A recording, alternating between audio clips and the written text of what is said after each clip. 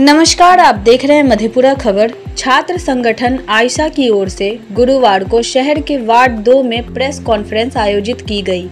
जिला सचिव पावेल कुमार व जिला अध्यक्ष सन्नी कुमार ने कहा कि आम चुनाव 2024 के परिणाम से स्पष्ट है कि देश के छात्र नौजवानों ने मोदी सरकार की शिक्षा रोजगार की नीतियों के खिलाफ जनादेश दिया है। चुनाव के दौरान भाजपा ने सांप्रदायिक भाषण, गलत बयानी एवं अन्य हथकंडे अपनाकर पूरे चुनाव से शिक्षा रोजगार के एजेंडे को गौण करने का प्रयास किया, लेकिन असफल रहे। छात्र नेता द्वय ने कहा कि पूरे चुनाव में प्रधानमंत्री खुद सांप्रदायिक व छात्र युवा विरोधी बयान देते रहे, लेकिन देश के छात्र युवाओं ने शिक्षा और रोजगार के लिए वोट दिया। अग्निवीर जैसी भर्ती योजनाओं को समाप्त करने की मांग लोकप्रिय होकर सामने आई। नई एनडीए सरकार में शामिल जदयू भी अग्निवीर भर्ती योजना के खिलाफ रही है। अब सरकार का हिस्सा रहते हुए उसे इस भर्ती योजना को खत्म कराना चाहिए। पटना विश्वविद्यालय को केंद्रीय विश्वविद्यालय का दर्जा देने की मांगों का समर्थन नीतीश कुमार स्वयं करते रहे हैं। सरकारी भर्ती परीक्षाओं में अनियमितता एवं पेपर लीक को रोकने के लिए ठोस पहल किया जाए। हाल ही में मेडिकल प्रवेश परीक्षा में भारी धांधली सामने आई है, लेकिन केंद्र सरकार मौन है।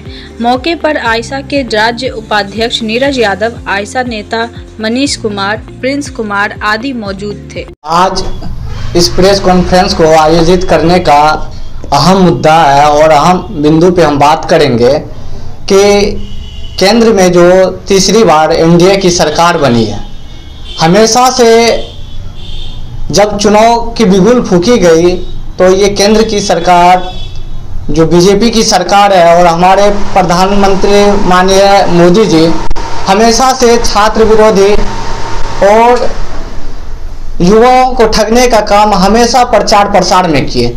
नहीं वो अपने एक भी भाषण में बोले थे कि हम छात्र को इस बार पक्का कि हम रोजगार देंगे, नहीं कभी बोले कि हम अग्निवीर जैसी योजनाओं को खत्म करेंगे। ये भर्ती जो हो रही सिपाही भर्ती है, इन्हीं सब मुद्दा को लेके आज प्रेस कॉन्फ्रेंस आयोजित की गई है।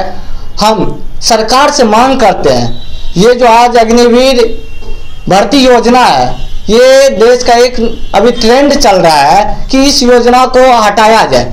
आज एनडीए के घटक दल और बिहार के माननीय मुख्यमंत्री नीतीश कुमार जी ने भी कहे हैं कि ये अग्निवीर योजना हटाया जाए। ये जो सिपाही भर्ती हो रही ये पूर्णतः देश हित के लिए सही नहीं है।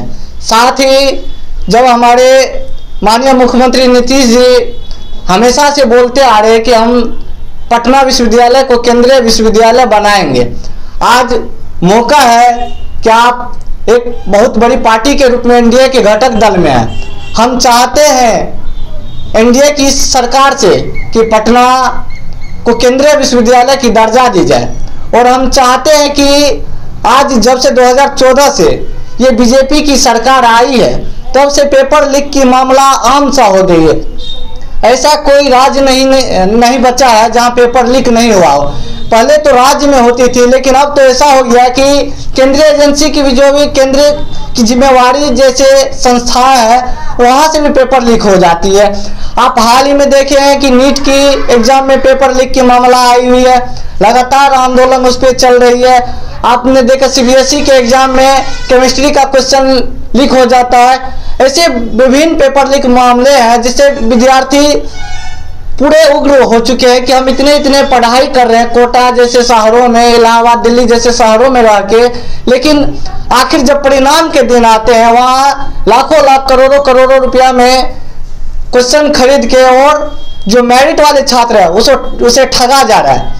हम चाहते हैं सरकार से कि आप इस पेपर लीक जैसे मुद्दे पे अहम कानून बनाएं और जो शिक्षा माफिया है जो छात्रों का शोषण कर रहे हैं आप उस पर लगाम लगाएं।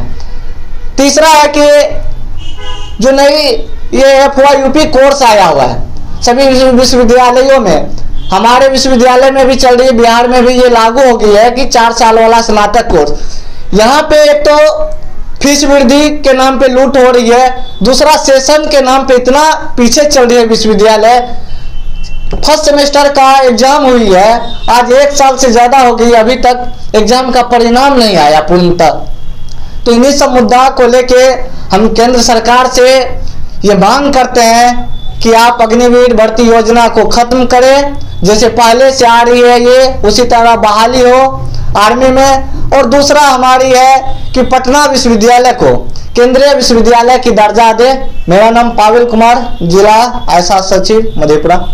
का जो प्रेस कॉन्फ्रेंस है, ये जो वर्तमान में चुनाव हमारा समाप्त हुआ है, इस चुनाव में हमने देखा जो देश की जो मोदी सरकार है वो जब चुनाव में आई तो जो उनको जो एक छात्र का जो समर्थन मिलना चाहिए, रोजगार के सवाल पे युवाओं को जो समर्थन मिलना चाहिए, जो उन्होंने एक वादा किया था, जो 400 पार इस बार मोदी सरकार जाएगी।